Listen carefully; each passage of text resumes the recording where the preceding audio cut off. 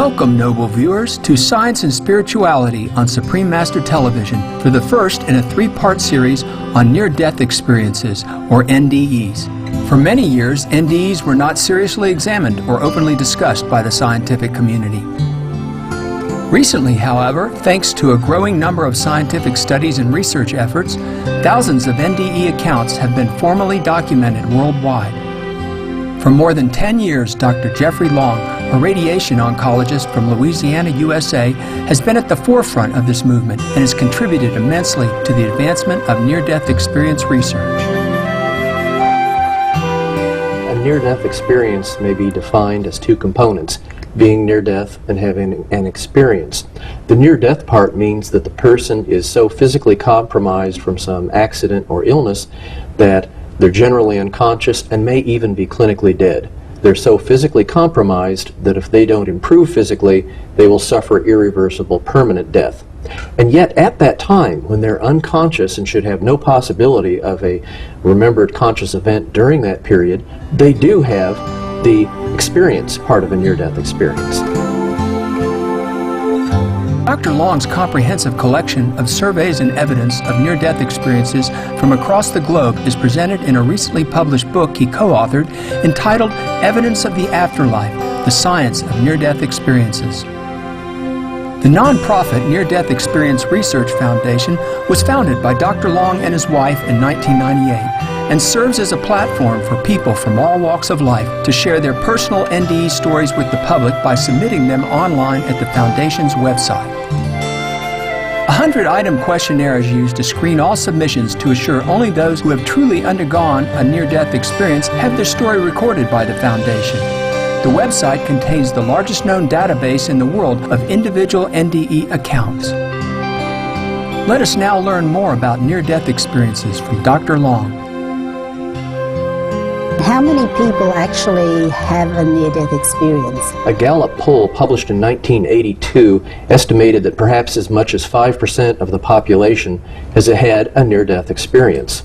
Other studies indicate that of those people that have a close brush with death, about 10 to 20% will have a near-death experience. Is that here in USA or worldwide?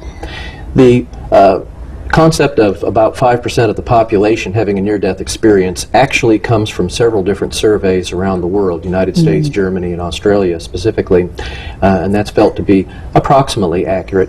The concept that about 10 to 20% of people facing a life-threatening event will have a near-death experience comes from studies all around the world.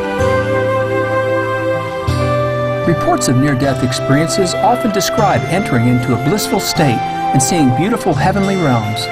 Nearly all of those who were previously afraid to die no longer have such a fear after undergoing a NDE. No two near-death experiences are identical.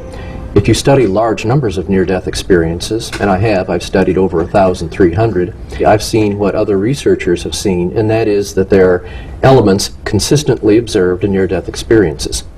A typical detailed near-death experience would involve first what's called the out-of-body experience. Consciousness separates from the body and goes above the body. They can often, from that vantage point, see below them their frantic resuscitation efforts. One of the most common elements seen during a near-death experience are profoundly positive emotions. People feel intense love, compassion, connectedness, oneness. They really feel that even though they're in a mystical, unearthly realm, that realm is truly home.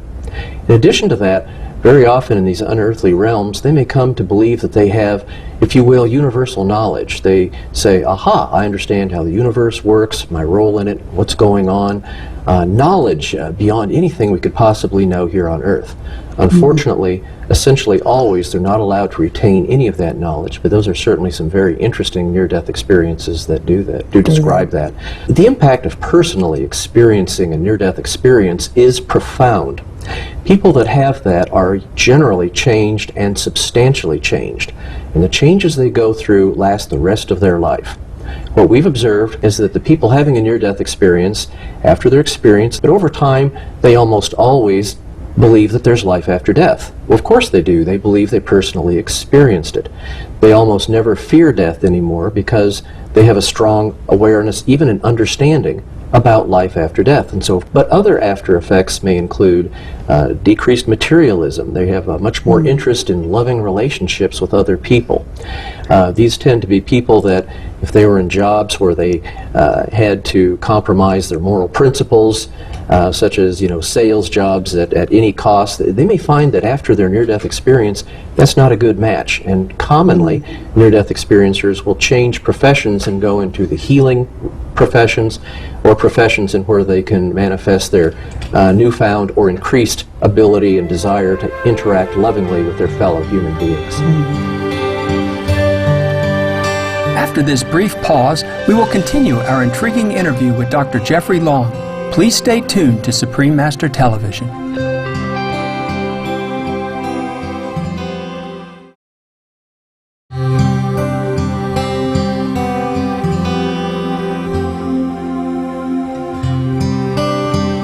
Welcome back to Science and Spirituality on Supreme Master Television, featuring an interview with a prominent researcher of near-death experiences, Dr. Jeffrey Long of the USA.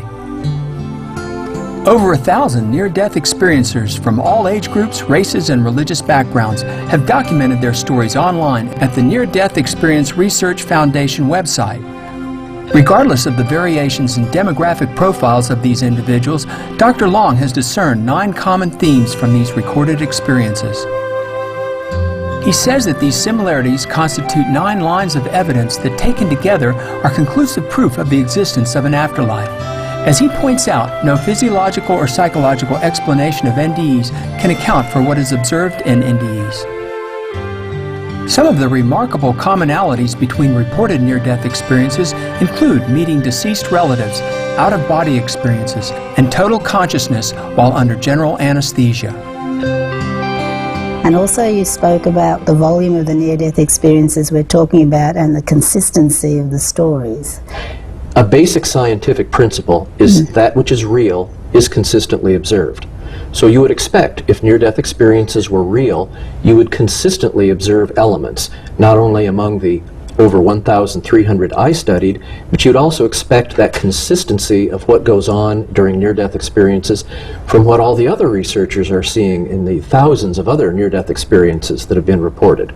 Yes. And from extensive review of the scholarly literature and looking over what other researchers are seeing and having studied near-death experiences as I have, what we're observing in near-death experiences is consistently observed. And that consistency runs deep. We see the same consistency in the near-death experience among very small children. We see the same near-death experiences all around the world. It's as if it doesn't make any difference if you're a Hindu in India, a Muslim in Egypt, or a Christian in the United States. The similarity of the elements of near-death experience worldwide is striking. And over the last 5 or 10 years, there's been more and more scholarly research published, and that's research published in some of the most prestigious scientific and medical journals in the world.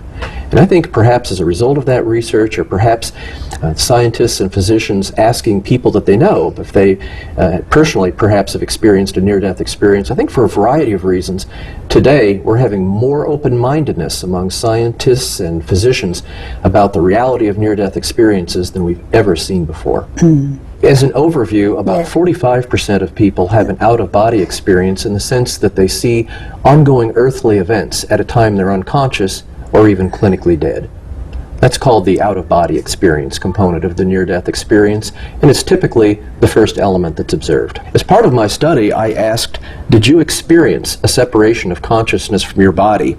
In response, 75.4% of our near-death experiencers said yes. And I understand that the consciousness always goes above the body, that it's up on the ceiling, usually looking down. Virtually all the time. Yes. It's quite rare to have the point of consciousness go below the level of the physical body. Very, very uncommon to have the point of consciousness at the same level as the physical body. Virtually all the time that there's an out-of-body experience, consciousness rises up above the body, maybe directly over the body or to some other area, sort of looking at the body from an angle. But in general, that's how an out-of-body experience works. Some of the most dramatic near-death experiences that I read involve the point of consciousness leaving far away from the physical body. They may travel outside of the emergency room where they've suffered, for example, a heart attack and cardiac arrest. They're actually able to see and hear ongoing events far from their physical body and far from any possible sensory awareness. For example, we've had people have consciousness and during this out-of-body experience part of their near-death experience go to the nursing station where they were, even though they are in the operating room with their heart stopped. We've had people in an operating theater where they had their heart stop and then yet their consciousness was in the cafeteria of the hospital where they were seeing and hearing right at that point in time what their family was talking about. And that is absolutely medically inexplicable. An example of an out-of-body experience is I could feel my spirit actually leaving my body. I saw and heard the conversations between my husband and the doctors taking place outside my room, about 40 feet away down a hallway. I was later able to verify this conversation to my shocked husband. Yep. When they have their out-of-body experience, even if they were in an incredibly painful situation that caused them to nearly die, immediately they're feeling no pain at all. They may feel a profound sense of peace, connection. In fact, the most common word, what they feel, and what is described in near-death experience, is love. They feel love intensely, compassionately. They feel a connection, a unity of people that they see and all other people. Very dramatic, the incredibly intense positive emotions described in near-death experiences. Our sincere thanks, Dr. Jeffrey Long, for speaking with us about your important research on near-death experiences. Next Monday on Science and Spirituality, in Part 2 of our 3-part series on NDEs, Dr. Long will further elaborate on the lines of evidence he considers proof beyond doubt of the afterlife, including blind people experiencing visual perceptions during their NDEs and small children giving near-death experience details similar to adults.